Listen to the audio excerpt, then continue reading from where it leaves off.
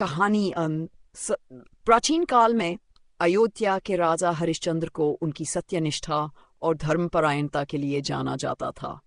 एक दिन ऋषि विश्वामित्र ने उनकी परीक्षा लेने का निश्चय किया और उनसे अपना पूरा राज्य, धन संपत्ति, यहाँ तक कि स्वयं को बेचने की मांग की।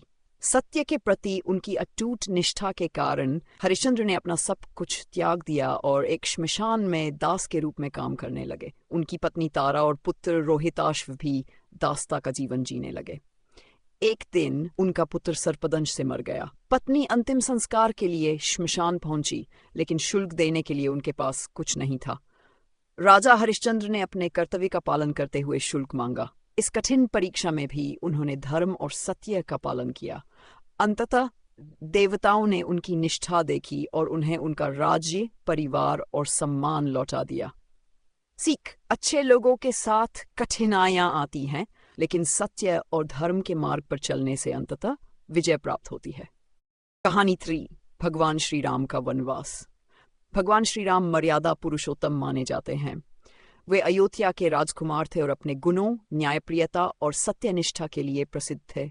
जब उनके राज्याभिषेक की तैयारियां चल रही थी, तभी उनकी सौतेली मां कैकेयी ने राजा दशरथ से 2 वरदान मांगे। पहला, उनके पुत्र भरत को राजा बनाया जाए, और दूसरा, श्री राम को 500 वर्षों के लिए वनवास भेज दिया जाए। श्री राम ने बिना किसी द्वेष के पिता की आज्ञा का पालन किया और वनवास के लिए चल पड़े। उन्होंने माता सीता और भाई लक्ष्मण के साथ कठिन परिस्थितियों में 5 वर्ष जंगलों में बिताए।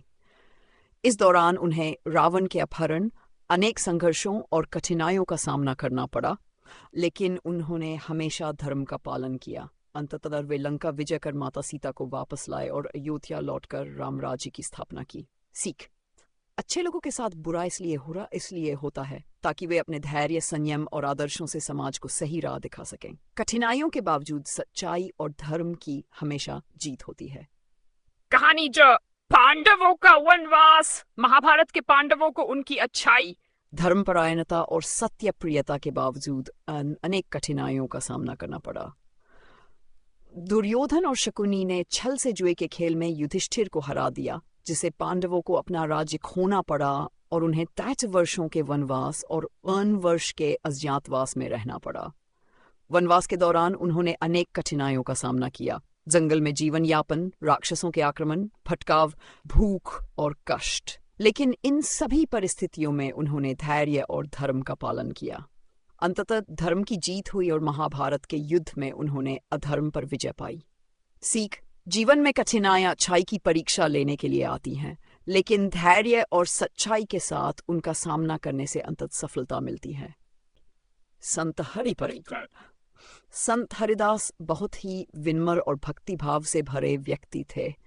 वे हर परिस्थिति में ईश्वर का ध्यान करते थे और लोगों की सेवा में लगे रहते थे। उनकी प्रसिद्धि से जलने वाले कुछ लोग उन्हें अपमानित करने का षड्यंत्र रचने लगे।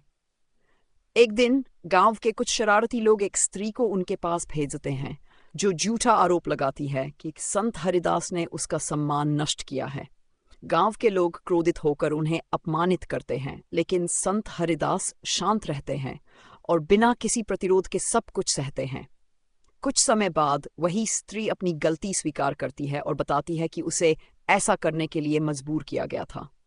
संत हरिदास ने उसे माफ कर दिया और सभी को सिखाया कि जीवन में परीक्षा हमेशा आती है, लेकिन हमें धैर्य और सत्य के मार्ग पर अडिग रहना चाहिए। सीख: अच्छे लोगों के साथ बुरा इसलिए होता है ताकि वे धर्म और सत्य के मार्ग से दूसरों को प्रेरित कर सकें।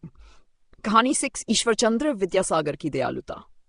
ईश्वरचंद्र विद्यासागर एक महान समाज सुधारक और परोपकारी व्यक्ति थे। वे हमेशा दूसरों की मदद के लिए तैयार रहते थे, लेकिन कई लोग उनकी अच्छाई का फायदा उठाने की कोशिश करते थे। एक दिन एक धोखेबाज व्यक्ति उनसे धन उधार लेने आया और झूठ बोलकर कहा कि उसकी मां बहुत बीमार है। विद्यासागर ने बिना सवाल किए उसे पैसे दे दिए। बाद में लोगों ने बताया कि वह व्यक्ति झूठा था और उसने पैसे व्यर्थ कर दिए। जब लोगों ने विद्यासागर से पूछा कि उन्होंने ऐसे व्यक्ति को क्यों मदद दी, तो उन्होंने कहा, अगर 100 में से 1 व्यक्ति भी सच में जरूरतमंद होगा तो मेरी मदद व्यर्थ नहीं जाएगी। मैं हमेशा अच्छाई के मार्ग पर ही चलूंगा। अच्छे लोग दूसरों की भलाई के लिए कार्य करते हैं, भले ही लोग उनके साथ बुरा व्यवहार करें। अच्छाई करना कभी व्यर्थ नहीं जाता। कहानी। सच्चाई की राह। एक समय की बात है, एक छोटे से गांव में राजू नाम का एक युवक रहता था। राजू बेहद ईमानदार, दयालु और परिश्रमी था। वह हर किसी की मदद करने के लिए तत्पर रहता, चाहे वह बूढ़े किसान की खेत में सहायता हो या गांव के बच्चों को पढ़ाना काम। उसकी नेकदिली के कारण पूरा गांव उसे सम्मान की दृष्टि से देखता था। लेकिन कुछ लोग उसकी अच्छाई को उसकी कमजोरी समझते थे। गांव में कुछ धूर्त लोग थे जिन्हें राजू की लोकप्रियता पसंद नहीं थी। उनमें से एक था हरी, जो गांव का सबसे चालाक व्यक्ति था। हरी ने सोचा, यदि राजू इसी तरह सबका चहेता बना रहा तो लोग मेरी बातों को महत्व देना बंद कर देंगे। मुझे कुछ करना होगा। एक दिन हरी ने एक चाल चली। उसने गांव के मुखिया के सामने झूठा आरोप लगाया कि राजू ने गांव के अनाज भंडार से चोरी की है। मुखिया को यकीन नहीं हुआ, लेकिन गांव के कुछ लोग हरी की बातों में आ गए। धीरे धीरे यह अफवाह पूरे गांव में फैल गई। लोग राजू को शक की नजरों से देखने लगे और उससे दूरी बनाने लगे। राजू को इस बात से दुख हुआ, लेकिन उसने अपना धैर्य बनाए रखा। वह जानता था कि सच्चाई को साबित करने के लिए समय चाहिए। उसने बिना किसी से बहस किए अपना काम जारी रखा। एक दिन गांव में भारी बारिश हुई और गांव की नहरें टूटने की कगार पर आ गई। पूरा गांव बाढ़ के खतरे से जूझ रहा था। ऐसे कठिन समय में वही लोग जो राजू को चोर समझ रहे थे, असहाय महसूस कर रहे थे।